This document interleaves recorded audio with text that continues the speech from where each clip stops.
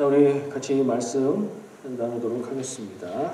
오늘 함께 나눌 본문 말씀은요, 창세기 39장 2절, 3절 말씀입니다. 주보에는 인쇄가 1절부터 되어 있는데요. 1절은 이따 볼 거고요. 2절, 3절 말씀을 같이 봉독하겠습니다. 여호와께서 요셉과 함께 하심으로 그가 형통한 자가 되어 그의 주인 애굽 사람의 집에 있으니 그의 주인이 여호와께서 그와 함께 하심을 보며 또 여호와께서 그와 그 범사에 형통하게 하심을 보았더라. 아멘. 말씀 가운데에 나오고 또 나오고 두 번이나 한 절에 한 번씩 나와서 강조되고 있는 말, 형통한 자, 형통한다 하는 표현이 있죠. 오늘 말씀의 주제입니다. 그래서 말씀 제목은 형통한 자라고 정했고요. 요셉 나오는 거 보니까 요셉이 팔려가는 이집트의 보디발의 집에 팔려가는 그때의 이야기인 거죠. 하나님이 요셉과 함께 하셔서 그가 형통한 사람이 됐다. 그래서 그의 주인 애굽 사람의 집에 있었다. 그 주인이 이집트 사람이 여호와께서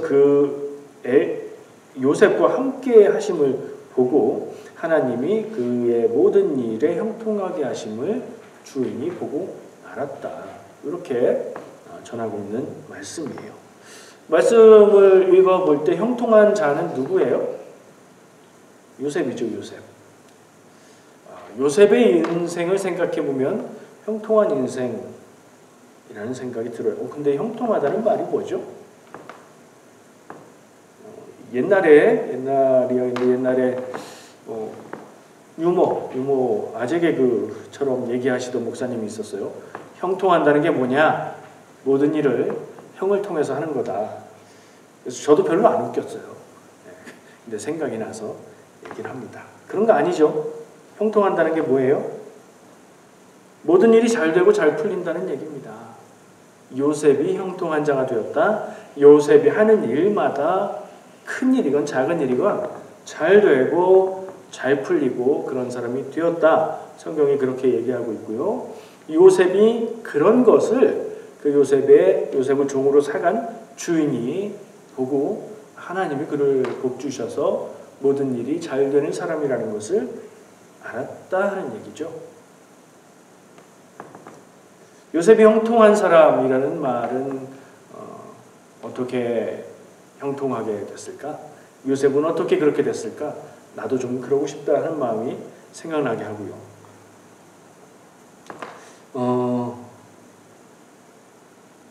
우리도 그렇게 됐으면 좋겠다는 기대를 갖게 만들어요. 여러분, 형통한 인생을 살고 싶은 욕구, 기대가 있으십니까? 있죠. 이건 무르나 마나예요. 근데 실제로 우리가 경험하는 어떻게 될 거라고 생각하는 기대치는 어떻습니까? 내 인생이 앞으로 큰 일이나 작은 일이나 모든 일이 범사에 모든 일이 형통해서 다 잘 돼서 나는 걱정도 없고 근심도 없고 그럴 거다 라고 생각하게 만들어줍니까? 여러분의 지금까지의 경험이? 아니죠. 그건 확실히 아니에요. 그러면 어떤 분들은 요셉을 볼 때에 혹은 성경의 다른 누구를 볼 때에 형통하게 살아가는, 형통하게 되는 비결이 있다. 이렇게 해야 된다라고 얘기를 하시는데 현실적으로 생각해 볼 때 나는 그렇지 않을 것 같다 하는 생각은 왜 드는 것이며 정말 형통하게 되는 인생의 그런 방법, 비결 그런 건 없는 거일까요? 여러분의 생각은 어떠시고 저는 오늘 이 말씀을 가지고 무슨 얘기를 할 것 같으세요? 여러분, 제가 나누는 말씀의 패턴을 이제 대충 아시잖아요. 이렇게 하면 형통합니다. 요셉처럼 이렇게 해야 됩니다. 이 얘기 할 것 같으세요? 아니면 딴 얘기 할 것 같아요? 딴 얘기 할 거예요. 기대를 한치도 빗나가지 않고 저는 다른 얘기를 할 겁니다. 그러나 우리가 형통한 인생을 왜 바라는지, 왜 꿈꾸는지, 왜 기도하는지, 그런데 왜 그렇게 사는 인생은 안 보이는지, 특별히 확실하게도 나는 그렇지 않은지, 이걸 좀 생각해보고 나눌 수 있으면 좋겠습니다. 요셉은 어떻게 형통한 자가 됐습니까? 오늘 본문 말씀에 있습니다. 어떻게 그랬을까요? 이걸 질문해 볼 수 있어요. 근데 본문 말씀이 제가 있다고 말씀드렸는데 본문 말씀을 한 10번 읽어도 못 찾을걸요? 없어요. 있는데 없어요. 없는 게 있는 거예요. 요셉이 형통하게 되는 방법이 오늘 본문 말씀에는 없는데, 그렇다면 사람이 형통하게 되는 건 요셉의 경우 요셉이 무엇을 잘해서 그렇게 된 게 아니다. 이게 제 결론입니다. 그럼 누가 요셉을 형통한 자가 되게 했죠? 말씀에 나오잖아요. 하나님이 하신 겁니다. 요셉이 형통한 자가 됐다. 왜요?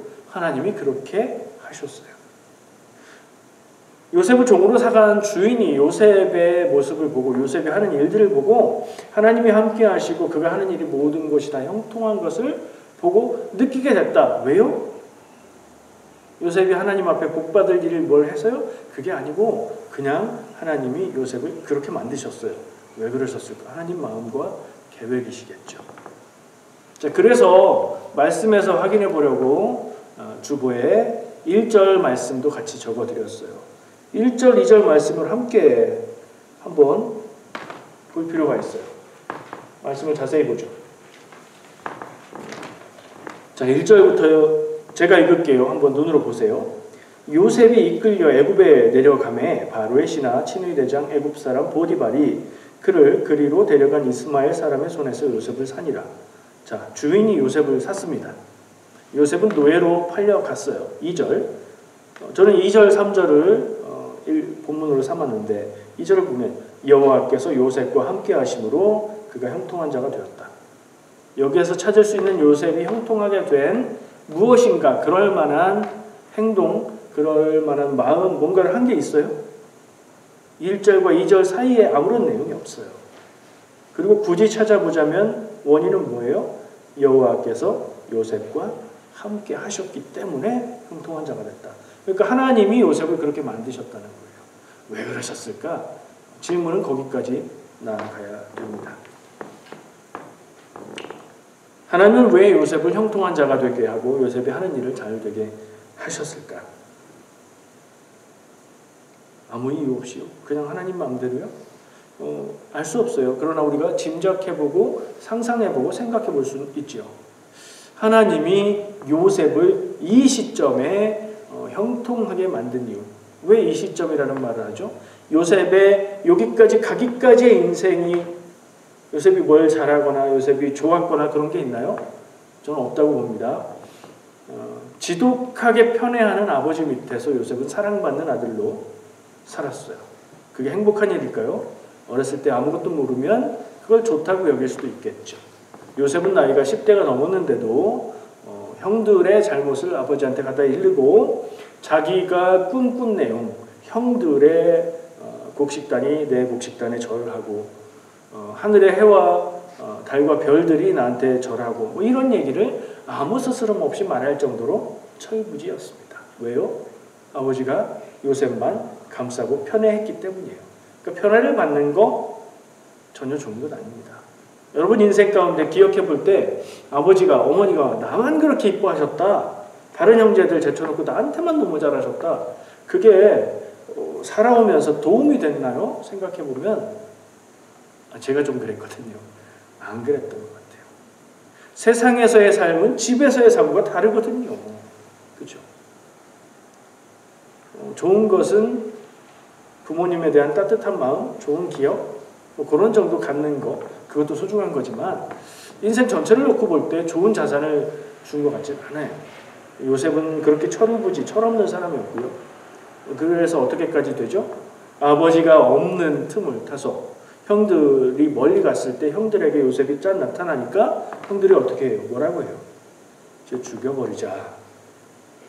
이런 말을 할 수 있다는 건 그 나머지 형제들 사이에 그런 공감대가 있었던 얘기죠. 다 요셉을 죽여버리고 싶을 정도로 미워했다는 거예요. 그게 보통 인생 아니잖아요.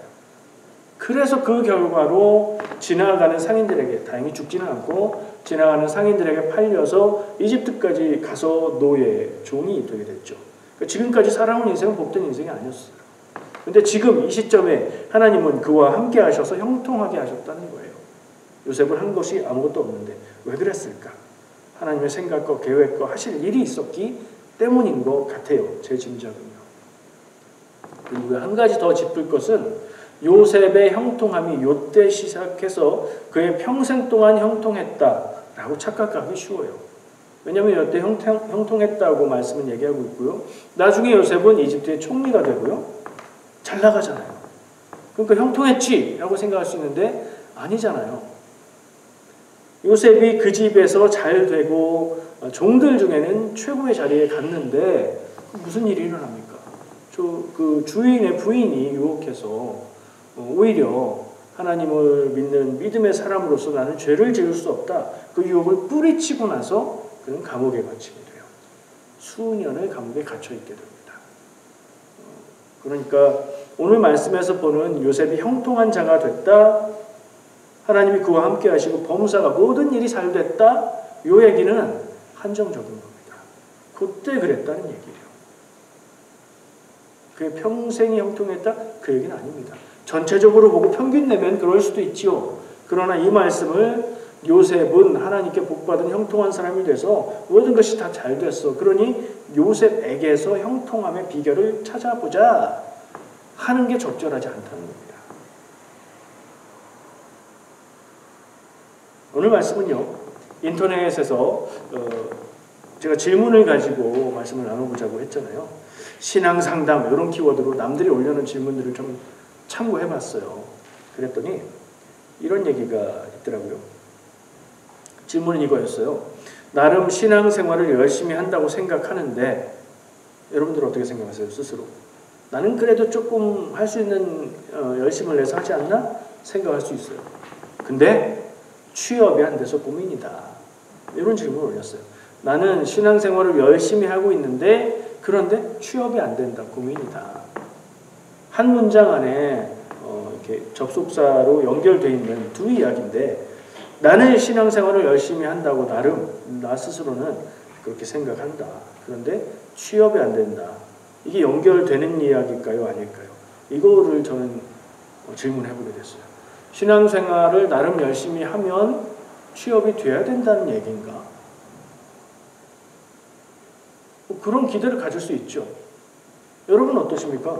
나 그래도 신앙생활 열심히 하고 이번에 나는 정말 하나님 앞에 헌신하고 싶은 마음이 있어서 형편이 넉넉치 않은데 헌금을 많이 했다든가 내가 하나님 앞에 하나님이 기특하게 볼 만한 기간을 정해놓고 금식을 했다든가 이런 걸 하면 기대하잖아요. 하나님 어떤 복을 주실 건가요? 이러면서 내가 하나님 앞에 기도하는 이 기도 때문에 제가 작전 기도를 이렇게 합니다. 그럴 수 있잖아요. 자연스러운 기대인 것 같아요. 그런데 이거 남 얘기니까 우리가 딱 이 말을 보고 생각해 보면 이 사람의 기대는 정당한 것인가 하는 질문을 해볼 때 내가 나름대로 신앙생활 열심히 한다 이 말하고 그래서 나는 하나님의 은혜로 좋은 직장에 취업이 되어야 한다 혹은 그럴 것이다 기대하는 거하고 상관관계가 어느 정도 있을까요? 있을 수도 있고 없을 수도 있는데 저는 없는 게 맞다고 생각해요. 그런 거 있으면 오히려 불공평한 세상 아닙니까? 그렇지 않아요?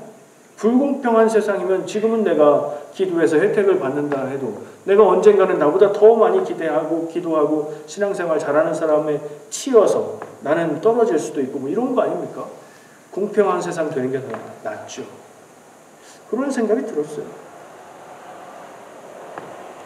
오늘 말씀에 집중을 아까 했는데요. 말씀에 집중해서 보면 요셉의 형통한 자가 되고 요셉이 하는 일마다 다 잘 됐던 그 한시적인 그때의 일들을 우리가 기억해 볼 수 있는데 오늘 질문을 생각해 보면 우리는 그런 생각을 하고 있는 것 같다는 어느 정도 일부는 우리도 이 질문 올린 사람의 마음에 공감할 것 같다는 생각이 들었어요. 반대로 생각해 보면 이런 거 있죠. 뭐가 잘못되고 잘 안 되고 그랬어요. 다른 특별한 이유가 없는데 내가 원하고 바라는 게 있는데 그냥 잘 안 돼요. 그럼 어떤 마음이 들죠? 내가 하나님 앞에 뭐 잘못한 거 있나 혹시? 이런 생각 해보셨어요? 자연스럽게 듭니다. 교회 다니고 신앙생활 하는 사람이면 그 생각이 그렇게 신앙적인 생각은 아니라고 생각해도 자연스럽게 뭐가 잘못되면 내가 하나님 앞에 뭐 죄 지은 게 있나? 이런 생각이 먼저 듭니다. 근데 이제 바로 생각을 바꾸셔야 돼요. 하나님 그런 분 아니시고요. 그렇게 하는 종교 아니에요. 그런 생각은 자연스럽지만 그렇지 않다. 말씀에 집중해 볼 때 요셉의 형통함 역시 하나님 앞에 복받을 어떤 것인가를 하나님께 내어주고 하나님께 거래하듯이 형통한 인생을 받은 그런 모습이 아니다. 오히려 인생은 성경 말씀이 이야기하고 있는 인생의 진실은 뭐에 가깝냐면 성경에 제가 퀴즈를 낼게요. 이런 얘기가 있습니다. 하나님이 하나님의 말씀으로 사람을 향해서 너네들 살아가기가 만만치 않을 것이다. 살면서 힘들고 어렵고 고생할 것이다. 노력하고 땀을 흘리지만 노력한 만큼 보상을 못 받을 것이다. 이런 얘기가 있어요. 성경에. 금시초문이신가요? 성경에 복을, 축복을 약속하는 말씀이 많이 있는데 성경에 어디 그런 말씀이 있어요?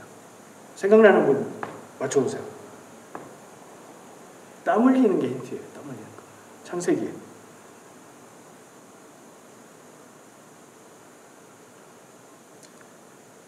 창세기 3장 말씀에 보면요. 창세기 3장은 뭐죠?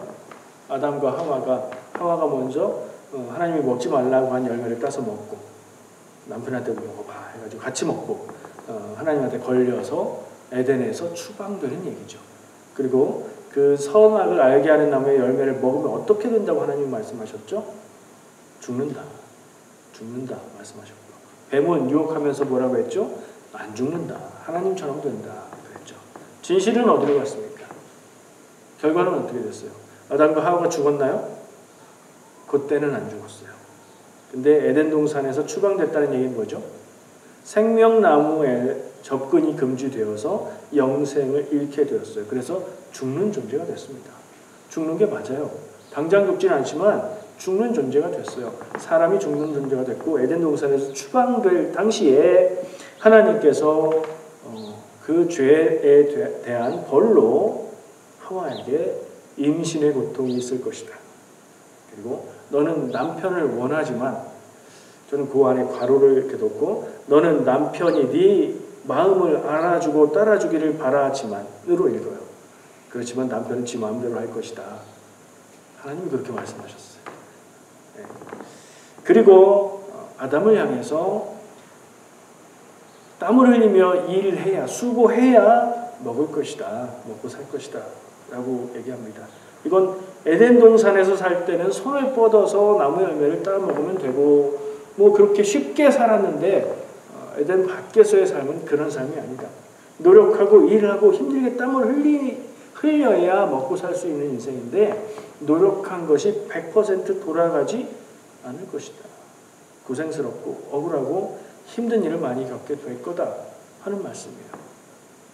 이 두 가지를 비교해 볼까요? 우리가 기대하고 생각하고 혹은 많이 들었던 이야기, 하나님 앞에 복된 삶을 살며 하나님이 복을 주셔서 모든 것이 다 형통할 것이다 라는 생각과 오늘 성경 말씀에서 제가 창세기 3장에서 찝어본 인생이 만만치 않을 것이다, 사는 게 쉽지 않을 거다라고 하신 하나님의 말씀, 이 둘 중에 여러분들의 인생의 진실은 어디에 가까우십니까? 인생이 막 꿈 같고 늘 행복하고 하나님이 늘 복만 주시고 이러십니까? 아니면 힘들고 어렵고 좀 한 굽이 넘기면 또 다른 일들이 생기고 뭐 연속으로 그런 인생에 가까우십니까? 제가 그렇게 바라는 건 아닙니다. 여러분들의 삶이, 여러분들의 인생이 늘 복되고 감사가 넘치고 그러기를 원하는데 실제로 현실은 그렇지 않다는 거이죠. 성도의 삶은 어때야 되는가? 라고 물을 때는 또 다른 이야기를 할 수 있겠지만 인간의 삶은 괴롭고 고민스럽고 힘든 일들이 계속 온다. 이게 우리의 삶의 진실입니다. 어떻게 해야 될까요?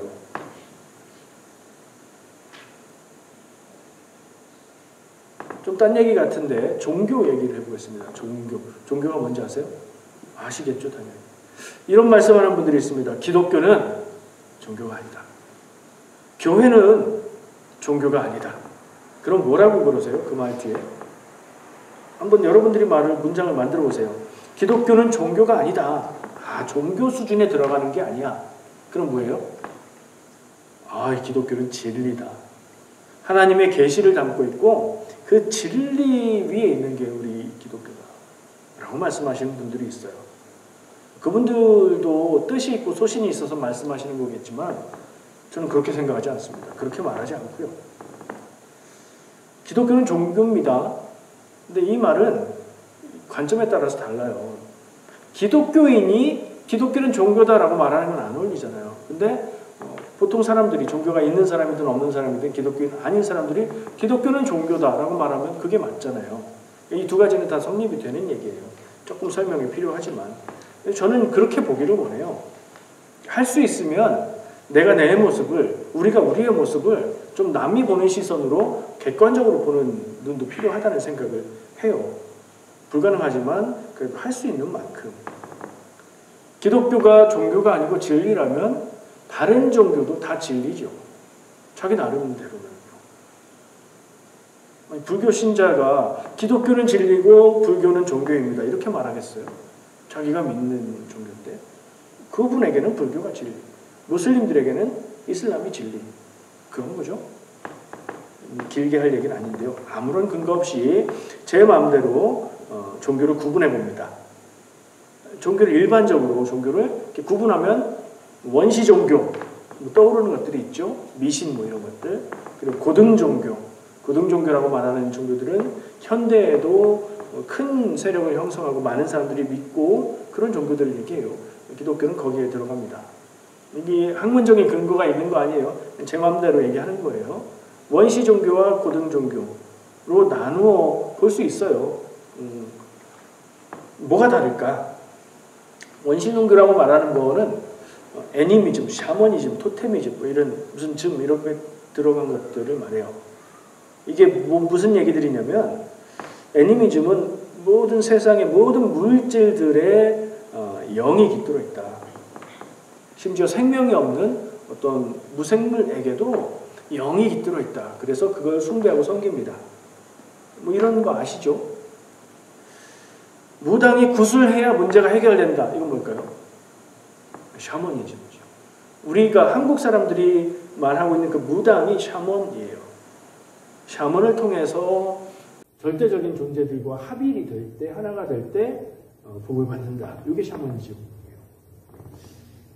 토테미즘은 토템을 섬기는 건데 동식물, 자연의 무엇인가, 오늘 생명이 있는 것들이 주로 있어요. 그 동물을 좀 신처럼 신성시하는 그런 것들이 토테미즘입니다.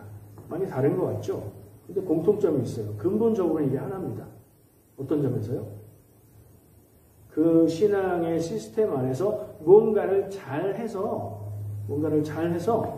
내가 좋은 것을 받는다. 그게 목적이에요. 맞죠?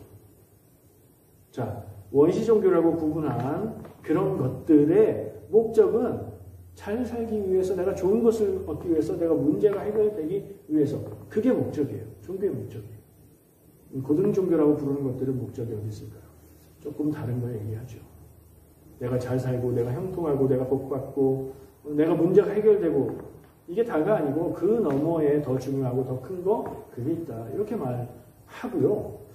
원시 종교와 고등 종교의 차이를 많이 얘기를 하는데 이것도 근거가 있고 그런 게 아니라 제 생각을 말하는 거예요. 종교 행위를 통해서 무엇인가 좋은 것을 얻으려고 하는 게 있습니다. 이건 어느 쪽일까요? 원시 종교가 그렇다고 제가 말씀드렸죠. 다르게 고등 종교는 더 완전한 방향으로 나아가려는, 진리를 향해서 진리를 알고 진리를 행할 수 있는 방향으로 나가고자 하는 그런 길을 가는 겁니다. 목적이 달라요. 한쪽에는 윤리가 있습니다. 윤리라고 얘기하면 옳고 그름이죠. 옳고 그름. 한쪽에는 윤리가 없습니다. 옳고 그름이 차이가 있다면 내가 잘 되고 내게 좋은 것이 오는 게 옳은 거고, 내가 힘들고 어려우면 그건 잘못된 거죠. 그게 그 원시 종교의 모습이겠죠. 그것들을 생각해 보다가 단순하게 종합해서 만들어 보면요. 이런 그림이 저는 그려졌어요. 한쪽은 나는 가만히 있어요. 나는 변하지 않고 나는 가만히 있고 내가 더 좋은 것을 많이 가지려는 욕구에서 나온 거예요. 어느 쪽이죠? 제가 원시종교라고 부르는 쪽이 그런 거일 거예요. 나는 변하지 않고 나는 지금처럼 살아가는데 여기에서 뭔가를 해서 내가 더 좋은 것을 갖겠다 하는 거예요. 그러면 다른 쪽은 이런 틀로 이야기하면 뭐가 될까요? 좋은 것을 더 갖겠다 이게 아니고 내가 변하겠다는 거예요. 원시종교는 나는 변하지 않고 좋은 것을 갖겠다인데 고등종교는 내가 변해서 더 나은 존재가 되겠다는 거예요. 내 삶이 더 온전하고 더 완전한 쪽으로 나가는 길을 택하려고 하는 게 고등종교라고 얘기할 수 있어요. 그리고 진리를 알고자 하는 거예요.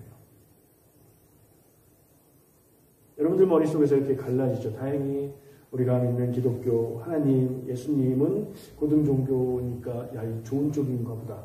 우리는 괜찮지. 근데 괜찮은가요?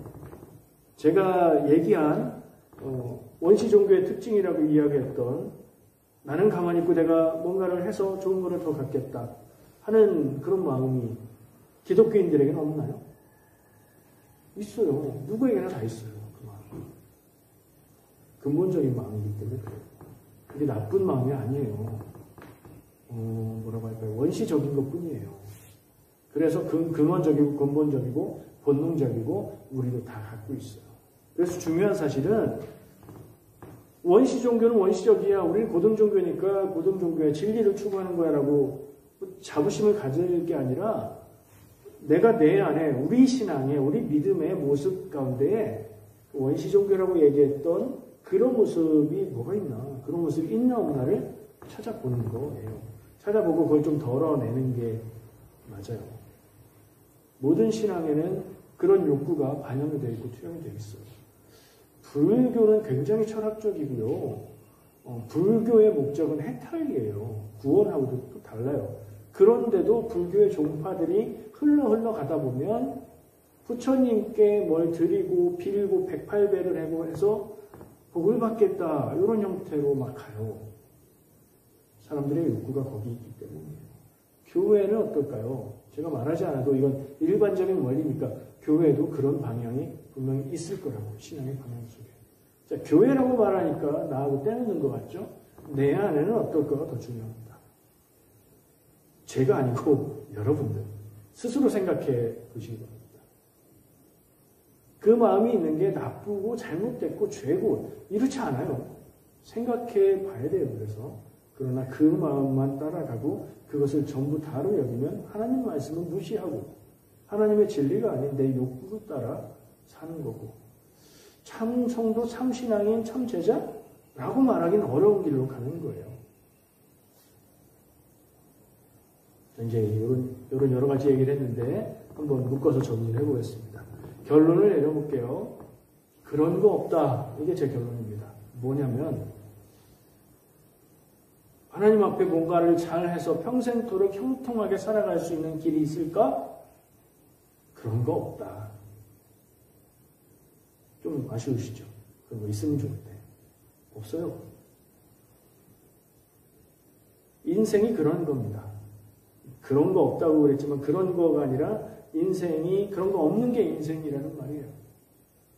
좋은 일도 있을 수 있고 어려운 일도 있을 수 있고 내가 착하고 하나님 앞에 신앙을 잘 갖고 그래도 힘든 일이 찾아올 수 있고 그게 인생이란 말이에요. 그걸 피하려고 하면 안 되는 걸 하려는 거예요. 오히려 성경에서는 아까 얘기한 대로 창세기 3장 말씀처럼 고생하고 노력한 만큼 결과를 얻지 못한다는 말씀이 있습니다. 이게 우리의 현실을 더 잘 보여주는 것 같아요. 요셉도 평생 형통한 게 아니라고 했지요. 나중에 총리가 되어서 그때는 형통했다 생각할 수도 있어요. 그럴까요? 그 부분도 다르게 보고 생각하는 사람들도 없지 않습니다. 권력을 갖고 재산을 갖고 힘을 가지면 그게 좋은 걸까? 질문해 볼 때 또 다른 생각을 할 수도 있다는 거죠. 제가 그런 거 없다 했을 때 여러분 마음에 어떤 생각이 드셨어요? 아니요, 그런 거 있어요. 나는 그걸 따라갈래요. 이런 마음 혹시 안 드셨습니까? 성경에서 찾아보세요. 저는 성경을 아무리 뒤져보고 아무리 읽어봐도 제가 완벽하게 봤다고는 못하겠지만 아무리 뒤져봐도 하나님께 이거를 잘해서 평생토록 형통한 복을 받는 사람을 본 적이 없습니다. 생각나세요? 혹시 그런 사람? 이때쯤 되면 하나 떠오르실 수 있어요. 야베스의 기도 있죠. 역대상 4장 10절에 야베스의 기도의 내용이 나옵니다. 그거 제가 읽어드려 볼게요. 그 주보에 그 말씀도 넣어놨어요. 야베스가 이스라엘 하나님께 아뢰어 가로되 원컨대 주께서 내게 복을 더하사 나의 지경을 넓히시고 주의 손으로 나를 도우사 나로 환난을 벗어나 근심이 없게 하옵소서 하였더니 하나님이 그 구하는 것을 허락하셨더라. 아멘. 이 말씀을 읽으면 마치 야베스에게는 하나님이 그가 구한 모든 것을 다 주셨다. 그야말로 형통한 인생 아니냐라고 생각할 수 있는데 농담 같지만 형통하게 하셨다는 내용이 아니에요. 그가 기도한 것을 그렇게 허락하셨다는 거예요. 그 앞에 기도한 내용들을 그에게 허락하셨다는 거예요. 그의 인생 전체를 말하는 내용이 없습니다. 그가 했던 기도, 여러 번 했겠죠. 그 기도의 대표적인 내용을 요약해 놓았고 하나님이 그에게 그것을 허락하였다라는 말이 그 인생이 어땠는지 전체를 말해주는 건 아니에요. 그 기도를 응답하시고 허락해 주셨는데 어떻게 하셨는지는 기록이 없어요. 그리고 만약에 그가 평생 형통한 인생을 살았다 할지라도 이 말씀, 이 기도를 우리가 한다고 하나님이 형통하게 해주신다? 그런 말씀이 아니에요. 야베스가 그랬다 하는 얘기예요. 그럼 없다가 제 결론이고요. 그러나 그런 게 있다면 저도 알기 원합니다. 제 말, 제 생각을, 제 판단을 진리처럼 말하지 않겠습니다만 지금까지 제가 보고 경험한 바로는 크게 잘해서 하나님이 평생 복 주시고 그렇게 살아가는 인생 비결은 없다. 오히려 그렇게 살아가려고 하는 것은 안 좋다. 반칙이다. 신앙이 아니다. 좀 그렇게 말하고 싶습니다. 그러면 어떻게 해야 될까요? 우리는 어떻게 살아야 될까요? 오늘 이야기, 오늘 질문 쉬운 길 없다면 그럼 어떤 길로 가야 되느냐? 이게 결론이 되어야 되겠죠. 두 가지를 생각해 봤어요. 달라져야 된다는 생각을 했습니다. 만약에 내가 마음속에 내가 기도 열심히 하고 하나님께 좋은 걸 많이 드리면 내 삶에 좋은 것들을 주실 거야 라고 생각하고 기대하고 그렇게 살아갔다면 그리고 제가 그런 거 없다라고 얘기한 것에 조금 동의가 되신다면 그러면 달라져야 되는데 우리의 생각이 달라져야 됩니다. 삶을 바라보고 신앙을 갖는 그 태도가 일관적이어야 돼요. 그런 게 있다면 있는 삶을 가야 되고 없다 하면 다 없게 살아야 되는데 우리는 때때로 있는 것처럼 말하고 행동하거든요. 형통한 삶을 살려는 생각을 포기하는 게 맞다. 모든 게 다 잘 되는 인생을 살 수 있다는 생각 비현실적이다. 그런 생각이 듭니다. 그런 거 없고 그런 것을 바라는 신앙 건강하지 않다. 좋은 신앙, 신앙적으로 사는 건 무엇이냐? 하나님이 주시는 은혜에 적절하게 반응하는, 적당하게가 아니라 적절하게 반응하는 인생이다. 잘 되는 일이 있을 때는 감사하는 거죠. 교만까지 나가지 말고 잘 되는 일 앞에서는 감사하는 거예요. 어렵고 힘들 때는요, 하나님께 기도하며 하나님이 주시는 힘을 받아서 견디고 극복하는 게 신앙이죠. 이게 더 중요합니다. 형통하고 잘 되는 순간에 감사하는 거 당연히 해야 되는 거고 그렇게 할 수 있어요. 근데 어렵고 힘들 때 견디고 극복하는 거, 이 신앙의 자세를 갖는 거 조금 더 어려운 일입니다. 그 자세를 좀 가질 수 있는 생각을 우리가 바꿔서 생각을 바꿔 가져야 되겠다는 생각을 했고요. 두 번째, 생각이 달라져야 되는 부분이 하나 또 있어요. 형통한 삶이 되려는 목적. 신앙생활의 목적이 복받는 삶이다. 그거 형통한 삶을 살기 위한 거다라고 말할 수 있잖아요. 그게 아니라고 하니까 그럼 그 목적을 바꿔야 되겠죠. 인생의 목적, 신앙생활의 목적을요. 뭐가 그 자리에 딱 가면 맞을까요? 하나님의 뜻을 이루는 인생을 살자. 이런 거 어때요? 그럴듯하죠. 그럴듯하면 사실은 조금 이렇게 가슴으로 다가오지 않는 느낌은 있어요. 근데 이 말을 깊이 생각해 볼 필요가 있어요. 하나님의 뜻을 이루는 인생은 뭘까? 나는 뭘 어떻게 해야 될까? 그 질문이 좀 있으면 좋겠고요. 편하게 누리는 인생보다 더 가치 있는 인생을 바라보면서 사는 것, 그게 신앙이라는 생각을 합니다. 편하게 사는 게 가치가 있습니까? 이건 좋긴 하죠. 근데 편하지 않아도 더 가치 있는 목적을 향해서 더 가치 있는 것을 이루면서 향해서 살아가는 것, 그게 저는 신앙이라고 보는 겁니다. 변해야 되는 게 생각이 변해야 된다 얘기했고요. 두 번째, 기도가 변해야 된다는 생각을 해봤습니다. 생각이 변하면 기도가 변하는 게 자연스럽죠. 어떻게 변해야 될까? 여러분들이 뭐 생각이 틀렸고 기도가 틀렸습니다 하는 얘기가 아니에요. 혹시 그런 부분이 있으면 참고하시라는 정도의 이야기입니다. 내가 잘 되고자 하는 기도, 그 기도의 종결 어미는 주로 뭐죠? 주세요예요. 주세요. 존댓말로 하나님 앞에 주시옵소서 하죠. 주시옵소서. 뭘 그렇게 달라는 걸까요? 우리가 없는 게 뭐가 그렇게 많아서요. 힘들 때 기도하다 보니까, 어려울 때 기도하다 보니까 그런 기도가 나오는 건 자연스럽습니다.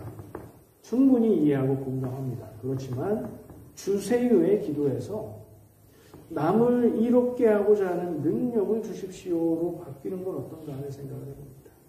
나를 이롭게 하기 위해서 나에게 달라는 요구, 요청, 그 기도보다는 내가 남을 위해서 사는 것, 남을 돕고 남과 함께 살아가는 것을 위해서 하나님 내게 그 일을 위한 능력을 주세요 하는 것 어떨까요?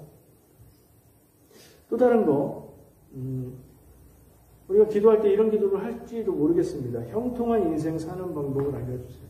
하나님 복 받는 방법을 알려주세요. 제가 하나님의 뜻을 알려주시기만 하면 그대로 100% 바로 순종하겠습니다. 무엇을 요구하셔도 제가 다 순종하고 드리겠습니다. 기도할 수 있죠. 막 생각으로는 아브라함에게 이삭을 바쳐라 라고 하셨던 것처럼 제게 뭐 그런 걸 바쳐라 그럴지라도 제가 하겠습니다. 왜냐하면 이삭을 이렇게 죽이려고 할 때 멈춰라 하셨기 때문에 그럴 수 있죠. 그런 마음이 들 수 있어요. 그거 아니고 바꾸어 본다면 그런 마음과 기도를 무엇이 하나님의 뜻을 이루는 가치 있는 인생인지 알게 해주세요. 깨닫게 해주세요. 정답을 알려주시면 제가 그 정답을 쓰겠습니다 보다는 어떻게 살아야 될지 길을 깨닫게 하신다면 제가 그 길을 열심히 살겠습니다. 그런 기도 하는 여러분들이 되시면 좋겠습니다. 저도 그렇고요. 우리 함께 그렇게 기도하면서 쉽고 편한 인생은 아닐지라도 가치 있는 인생을 같이 살아갔으면 좋겠습니다. 기도하겠습니다.